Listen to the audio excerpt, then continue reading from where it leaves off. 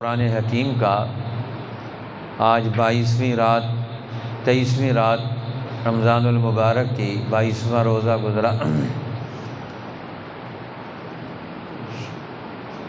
30ویں پارے کا نصف اول ہم نے سنا ہے، جس میں سورۃ النبا، سورۃ النازعات، سورۃ العبس، سورہ اذا الشمس کورت، سورۃ الانفطار، سورہ المطففین، سورۃ الانشقاق، سورۃ البروج، سورہ الطارق، سورۃ الاعلیٰ، سورۃ الغاشیہ، یہ صورتیں آج ہم نے کلام مجید کی نماز تراویح میں سنی ہیں۔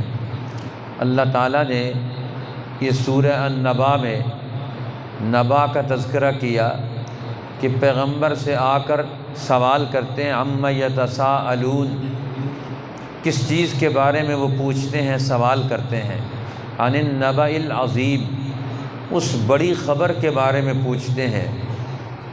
وہ بڑا واقعہ انقلاب کا، وہ کب رونما ہوگا، قیامت کا واقعہ کب رونما ہوگا، یہ آپ کا وہ دین جو دنیا میں انصاف قائم کرے گا وہ کب قائم ہوگا۔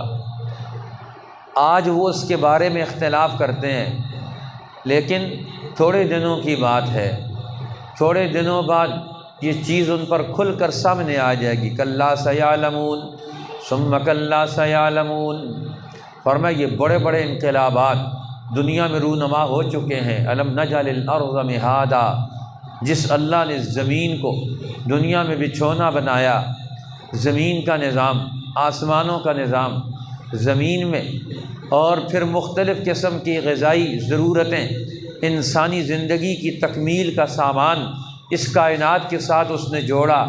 اس کائنات میں لمحہ لمحہ بڑی بڑی تبدیلیاں رونما ہوتی ہیں، بڑے بڑے انقلابات آتے ہیں۔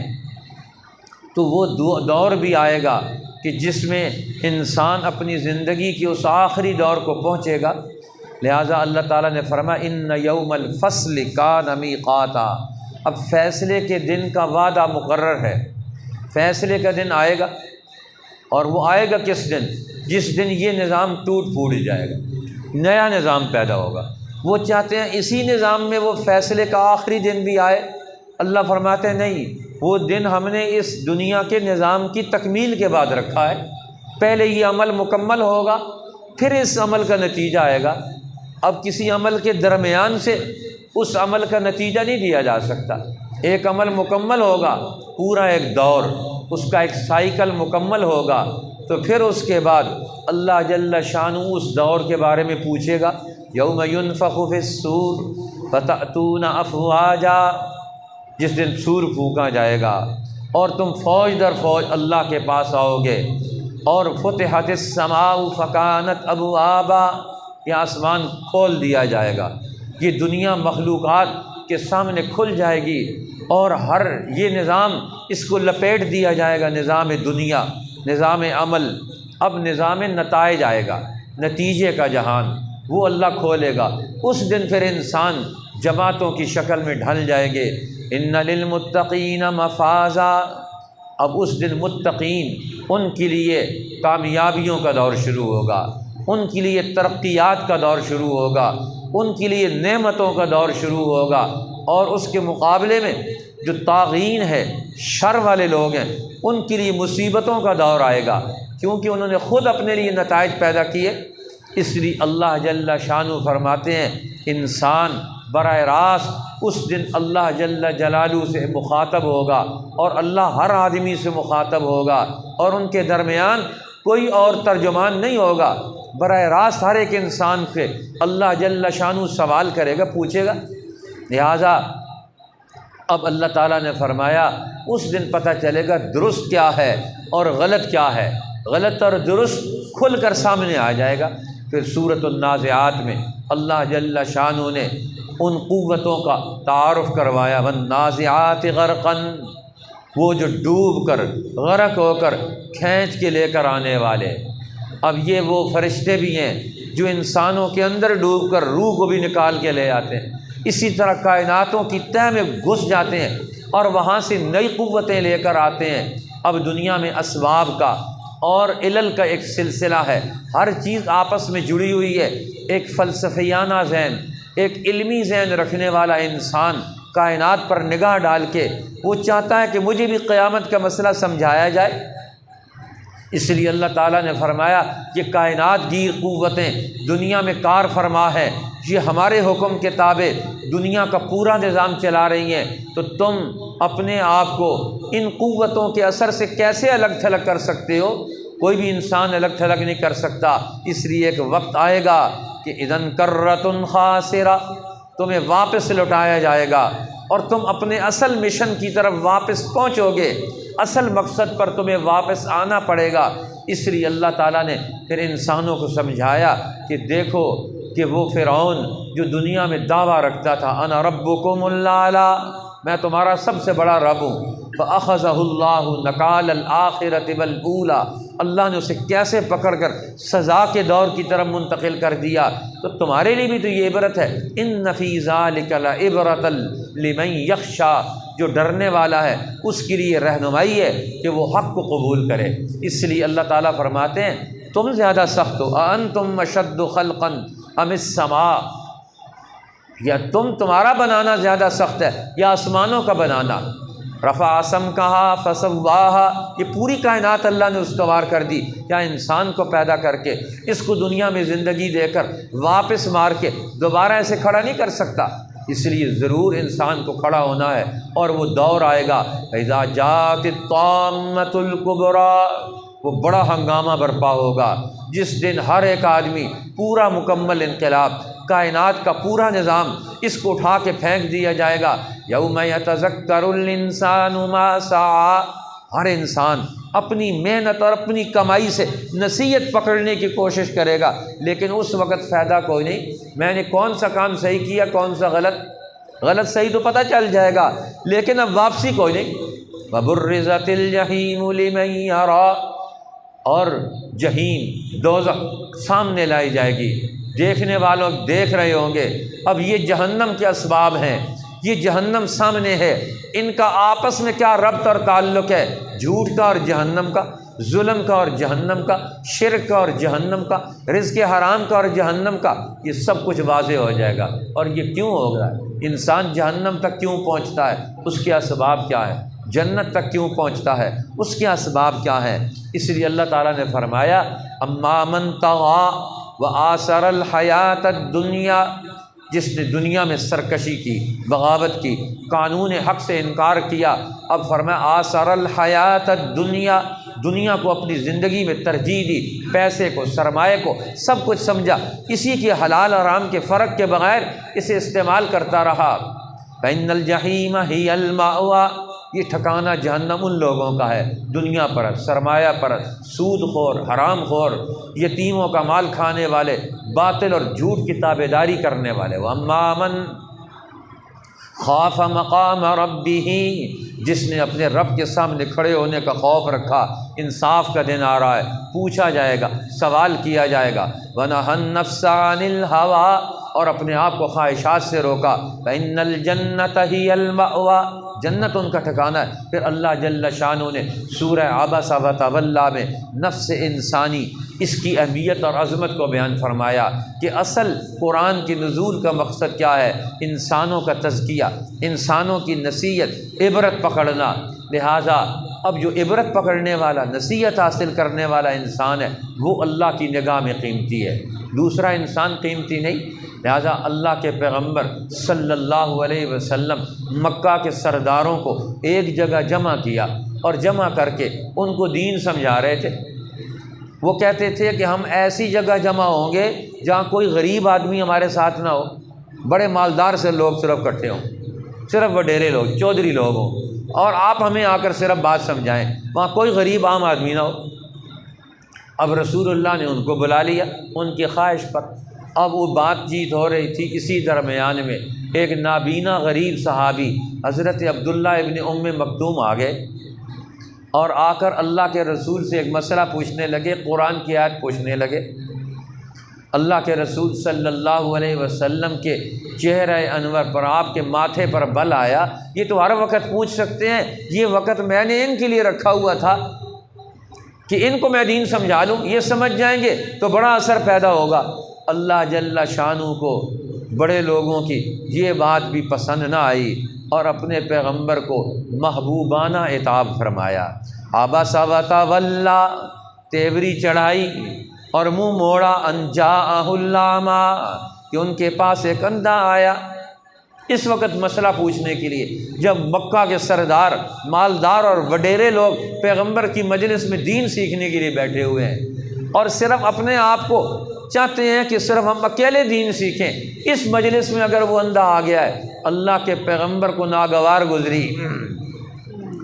فرمایا ان جاءہ الاعمی ما یدریک لعلہ یزکی او یذکر فتنفعہ الذکریٰ، آپ کو کیا پتا کہ ان میں سے کون نصیحت حاصل کرنے والا، کون پاکیزگی حاصل کرنے والا ہے، کون دین حق کو قبول کرنے والا ہے، اس کو نفع دے گا جو طلب لے کر آتا ہے۔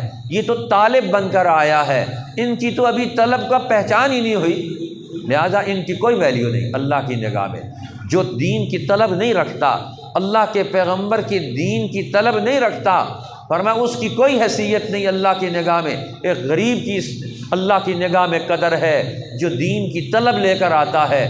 جو مالدار دین کو اپنا مطلوب بنا کے پیش کرنا چاہے، اللہ کی نگاہ میں اس کی کوئی حیثیت نہیں۔ اس لیے فرمایا رسول اللہ صلی اللہ علیہ وسلم کی مجلس میں جب عبداللہ ابن مکتوم آیا کرتے تھے تو اللہ کے پیغمبر فرماتے تھے ھذا ہی عاتبنی ربی، یہ وہ آدمی آ رہا ہے جس کے بارے میں میرے رب نے اس کی طرف توجہ دینے کا حکم دیا ہے، لہذا ان کا احترام، ان کا مقام، طالب دین، طالب علم، قرآن کے علم کی تلاش اور طلب اللہ کو کتنی پسند ہے۔ جو قرآن کی مجلس میں پوری طلب لے کر آتا ہے، اللہ فرماتا ہے یہی اصل انسان ہے۔ قتل الانسان ما اکفر، انسان مارا جائے یہ کتنا ناشکرا ہے۔ جو رب اس کی اتنی قدردانی کرتا ہے اس کے لیے ساری زمین کائنات بچھا دی۔ قتل الانسان ما اکفر، یہ کتنا ناشکرا ہے، یہ اسی رب کو بھول جاتا ہے۔ یہ اپنی حیثیت تو دیکھے، اس کی کیا حیثیت ہے، اپنی ذات میں کیا ہے۔ من ای شیء خلق، اللہ نے اس کو کس چیز سے بنایا، من نطفہ، ایک گندے پانی سے اسے بنایا اور اسے انسان بنا کر کھڑا کر دیا، اسے بولنے کی طاقت دے دی۔ اب یہ اللہ کے مقابلے میں کھڑا ہوتا ہے، اس کے علم سے بے پرواہ ہوتا ہے، اس کی کیا حیثیت ہے، اس کی حیثیت تو میرے حکم سے بننی ہے۔ اس لیے اللہ فرماتے ہیں قیامت کے دن انسانوں کی اللہ کے تعلق کی بنیاد پر حیثیت اور مرتبہ اور مقام ظاہر ہوگا۔ وجوہ یومئذ مسفرہ، کچھ چہرے چمکدار ہوں گے۔ وجوہ یومئذ علیہا قطرہ، کچھ چہروں پر ذلت اور رسوائی چڑھی ہوگی، کفر، شرک، باطل، ظلم، ناحق سود اور غلط کام اب ان کے اوپر سے ظاہر ہو رہے ہیں۔ اس لیے اللہ تعالیٰ نے اگلی سورۃ التکویر میں پورا کائناتی نظام اس کا تذکرہ کرنے کے بعد فرمایا فلا اقسم بالخنس الجوار الکنس، یہ ساری کائنات کی ساری قوتوں کی، ستاروں کے نظام کی قسمیں اٹھا کر اللہ نے قرآن کی عظمت کو بیان فرمایا۔ فرمایا ای ان هو الا ذکر للعالمین، یہ قرآن یہ عالمین کے لیے نصیحت بن کر آیا۔ این تذہبون، اس نصیحت کو چھوڑ کر کہاں جا رہے ہو؟ لمن شاء منکم من یستقیم، جس کو اللہ چاہے سیدھے راستے پر ڈالے۔ اب قرآن آ گیا، لہٰذا اس کے سیدھے راستے کو قبول کرو۔ اور قرآن کا سیدھا راستہ کون سا ہے وہ اگلی صورت میں بتایا۔ اللہ فرماتے قرآن حکیم کا سیدھا راستہ کیا ہے؟ سیدھا راستہ یہ ہے کہ تمہیں یوم الدین، انصاف کے دن کا یقین آ جائے، تم دنیا میں انصاف کرنے والے بن جاؤ، اللہ کے امر اور حکم کو قائم کرنے والے بن جاؤ۔ والامر یومئذ للہ، جس دن اللہ کا حکم قائم ہو جائے گا اس دن کا تمہیں تعارف ہو جائے۔ یہ سارا کائناتی نظام اللہ کا حکم ہے، اور آخری حکم وہ بھی آئے گا جس دن انصاف کا نظام قائم ہوگا۔ ما ادراک ما یوم الدین، تمہیں کیا پتہ ہے انصاف کا دن کیا ہے؟ انصاف کا دن وہ ہے جس دن اللہ کا حکم قائم ہوگا۔ زندگی کے ہر شعبے پر، ہر حصے پر، ذرے ذرے پر اللہ جل شانہ خود اپنا حکم نافذ کرے گا براہ راست۔ اب تو اللہ چاہتا ہے میرا بندہ میرا حکم نافذ کرے دنیا میں، اس لیے سورۃ المطففین میں اس کی طرف توجہ دلائی کہ بندے میرا حکم خود اپنے مال پر نافذ کر، نہیں نافذ کرے گا تو تیری تباہی ہے۔ ویل للمطففین، ہلاکت و بربادی ہے اپنے مال پر اللہ کا حکم نافذ نہ کرنے والوں، کم تولنے والے، کم ناپنے والے، لوگوں کے مال اور حقوق پر ڈاکہ ڈالنے والے، ان کو نقصان دینے والے۔ فرمایا ان پر ہلاکت اور بربادی ہے، انہوں نے اپنے مال سے اللہ کا حکم نکالا، مال پر ہلاکت، گھر سے اللہ کا حکم نکالا، گھر پر ہلاکت، دل سے اللہ کا حکم نکالا، ان کے دل پر ہلاکت۔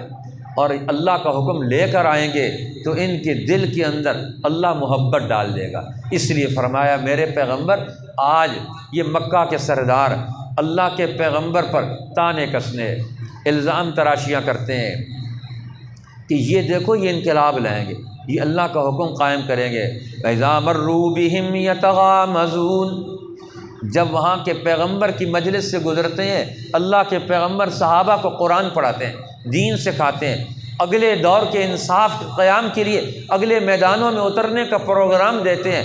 مکہ کے سردار پیغمبر کی مجلسوں سے گزرتے ہوئے یتغامزون، ایک دوسرے کی آنکھوں سے اشارہ کرتے ہیں، یہ کیسر کو فتح کرے گا، یہ کسریٰ کو فتح کرے گا، یہ فلاں ایران کو شکست دے کر وہاں دین حق غالب کرے گا، یہ یمن میں جا کر دین غالب کریں گے۔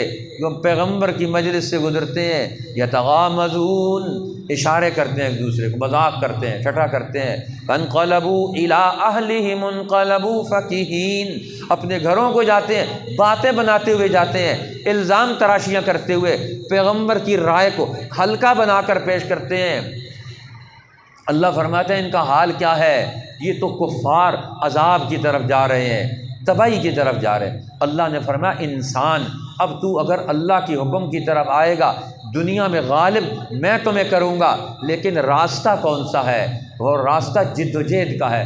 یا ایھا الانسان انک کادح الی ربک کدحا، تجھے محنت اور مشقت کر کے آہستہ آہستہ تجھے اللہ تک پہنچنا ہے۔ فملاقی، تو نے رب سے ملاقات کرنی ہے۔ یہ انسان کی دنیا کا سفر، یہ آخری نتیجہ رب کی ملاقات کا ہے، اور دنیا میں یہ نتیجہ اللہ کے دین کو غالب کر کے اللہ کے دین سے کامل ملاقات ہے۔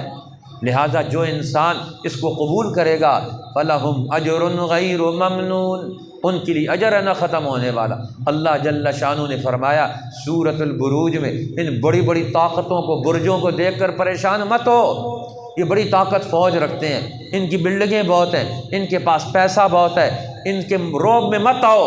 ان بطش ربک لشدید، جب تیرے رب کی پکڑ آئے گی ان کو زمین بوس کر دے گا، ان کی طاقتوں کو کچل کے رکھ دے گا۔ فعال لما یرید، اپنے ارادے کو نافذ کرنے والا، آخری ارادہ نافذ ہوتا ہے، فیصلہ نافذ ہوتا ہے اللہ کا، اور اللہ کا آخری فیصلہ کیا ہے؟